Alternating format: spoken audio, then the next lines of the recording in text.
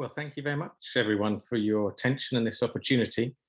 Seems slightly surreal sitting on my sofa here, having just got over COVID, but it's an important area, I think, for interventional oncology. That's the management of liver metastatic disease from melanoma.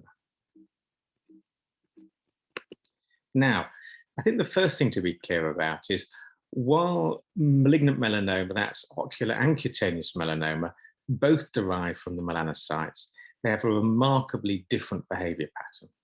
So cutaneous melanoma is managed by primary resection and almost always spreads to regional lymph nodes. So if you get a melanoma on your arm, it'll spread to the axilla. And once it's spread into the lymphatic system, it can spread almost anywhere in the body. So you see widespread mets from cutaneous melanoma. You can get metastases within the myocardium or the thyroid. And liver-only metastatic disease is an uncommon form of disease in cutaneous melanoma. I think the other thing to state is cutaneous melanoma has been proved to be very sensitive to some of the new checkpoint inhibitors and immunotherapies. So there are good treatments for cutaneous melanoma. The corollary, though, is ocular melanoma, which is, while a rare disease, affects people an average age of 55, seems to have a Northern European predisposition, but there are no lymphatics around the globe of the eye. So once it spreads, it seems to spread ubiquitously and just to the liver. So 80% of patients present with widespread liver metastatic disease without disease elsewhere in their body. And the prognosis almost always seems to be down to the genetics, as with so many other areas of oncology. In terms of the primary, where do we sit? Well, choroidal melanoma is the most common, about 80%. Anterior chamber, so ciliary body or iris tumors, about 20%. And the symptoms are analogous, a bit like a hangover. I'm not trying to undermine the symptoms, but blurred vision, flashing lights, quite vague symptoms. In terms of how you manage the primary, there's good scientific evidence to this from the North Atlantic Collaborative Group, the COMS group. The bottom line is, in treating the primary, you're really just weighing up different side effects and complications of treatment. So you can either enucleate the eye if it's a tumor extended beyond the globe. You can use radiotherapy, and that's either with plaque radiotherapy, these little tantalum seeds they place alongside tumors, or you can use proton beam therapy. All of these induce side effects and complications, and it's a matter of weighing up those complications relative to the individual patient. But actually what matters to patients is the tumor likely to spread? Are they likely to be cured? And again, we've got good data from this, from Bertel D'Amato's group, the Liverpool group. And what they've done is they've given us a prognostication score for these patients. And you can take the basic tumor histological characteristics, size, depth, thickness, extracapsular extension. All those things give us the TNM, which gives us some insight. But the most important part of this is actually looking at the chromosomal abnormalities. Monosomy 3, chromosome 3, and other chromosomal abnormalities will tell you the likelihood of the tumor coming back. And one of the issues is the survival curve is quite long, so patients can present with metastatic disease up to 10 years later. So what this scoring system allows us to do is to determine who should be followed in terms of imaging. If you have a high-risk primary, you should be having MR surveillance every 6 months to try and pick up early metastatic disease. Now, you can be nihilistic and you can say, well, once you've got metastatic disease, the prognosis is bleak, and therefore, why are you trying to detect early disease? And I think that was true when we had old-fashioned dacarbazine chemotherapy as the gold standard. That's only 3 or 4 years ago.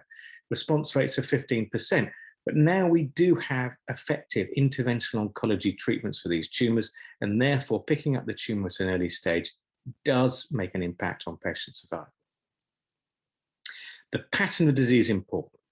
If you have the sort of palsy metastatic encapsulated tumors we love seeing on angiography, these patients treat well. If you get what I call the measles, widespread small volume disease, they treat very badly and often have much worse or much more compromised liver function than we realize at outset. So what local regional therapies should we be employing? There's quite a lot of data out there from different regimes, from chemoembolization, particularly using particulate chemoembolization. But if you look, the numbers are all small. The survival rates are between 8 and 12 months.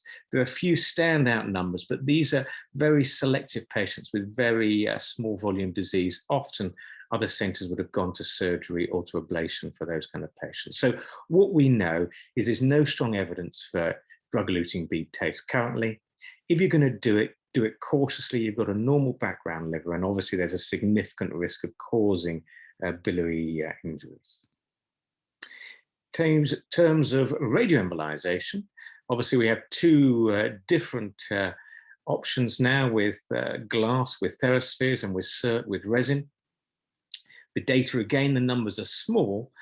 We seem to be getting survival numbers longer than we are with drug-eluting bead taste. We're getting them out to about 12 to 18 months as an average. Certainly in our experience at Southampton, we've used both agents. It's well tolerated. You can retreat patients, although with all the usual caveats for radioembolization. What we've found is it is safe to give it following chemosaturation if it's needed, but we reserve this for patients where chemosaturation, because of the inherent issues with cardiac function and the effect on the hemodynamic system, if patients are significant risk from hemodynamic compromise, we would use SIRT as the mainstay of treatment for managing their liver metastatic disease. So that brings us to what I would say is the gold standard of treatment currently, the concept of chemosaturation therapy. Chemosaturation therapy involves 3 steps. It involves isolating the hepatic venous outflow of the liver with a balloon above in the right atrium and a balloon below in the cava. It then involves saturating the liver with chemotherapy, and we're using melphalan, an alkylating agent. And then, having saturated the liver, that blood contaminated with chemotherapy is sucked out of the hepatic veins through a veno-venous bypass machine, through a filtering circuit, and then the blood is returned to the patient minus the chemotherapy. So the current generation 2 filter is about 90% effective at cleaning that blood. What's it look like in reality? We blow a balloon up in the right atrium. We then pull it down and impact it. We get this sort of acorn shape to show we're impacting into the top of the cava. Then there's an inferior balloon. So we've now occluded this area here. So all the blood in this area can only be retrieved through sucking it out through the fenestrations. Once we've done that, we'll turn the patient off bypass and we'll inject contrast backwards through the fenestrations to make sure we've got a good seal. There's no leak into the heart. And then once we know we've got a good seal, we can put the patients onto the filtering circuit. So putting the filter into circuit. The impact of that is to cause a significant hypotension. There's hypotension when the balloons blow up and prevent venous returns to the heart. And then a second period of hypotension, often more profound, and that seems to be due to an inflammatory response of the filter coming online. But now we know about how to manage that. That's easily managed with inotropes. Where's the data? Where we go back to the original trial done about 10 years ago, it was hampered by 2 things. The first thing, it was hampered by the fact that cutaneous melanoma and ocular melanoma patients were included in the randomization. While only about 15 cutaneous melanoma, that was enough to have an impact. The other thing is, while it was randomized 1-to-1, there was an allowance for patients on hepatic progression to cross over and have the treatment. And 55% of the patients in the control arm crossed over and had the active treatment. And that meant it was very hard, as there was no clear control group.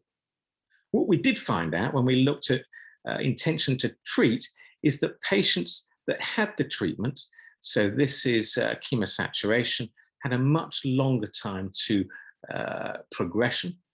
But when the data was looked at by the ODEC committee for the FDA, they were worried about toxicity and they were worried about mortality in the trial, and they kept it on a research basis only. Now, what I would say is there've been major movement in the last 10 years, the generation 2 filter. We've now done over 300 treatments in Southampton. We've had no mortality.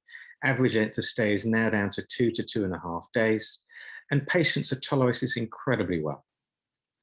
Our data, along with Moffitt, the original data we put out, showed on this waterfall plot a very strong bias towards an effective treatment in terms of liver response. So even in a difficult to treat chemo-responsive disease, we're getting very strong signal that this treatment is effective at causing an effect on tumor load. Our original data, so this is the first 48 patients, we can see there's quite a strong signal. Overall survival is going to be better, projected overall survival at over 660 days. Our latest data is just being put out to publication and shows that quality of life is maintained even using 6 cycles of treatment 6 weeks apart, which is the current focus study trial. But sadly, we're going to have to wait. The focus study data is just about to be published. Our experience of focus study patients at Southampton, we were one of the biggest trial centres, was incredibly good. Almost all patients tolerated all 6 cycles of treatment 6 weeks apart. We are just on the edge. ESMO guidelines, UK guidelines, and the NICE assessment are all just about to be published. So there's a lot of movement just about to come out in terms of ocular melanoma and liver metastatic disease. What I would state is interventional oncology has a large role to play in managing these patients.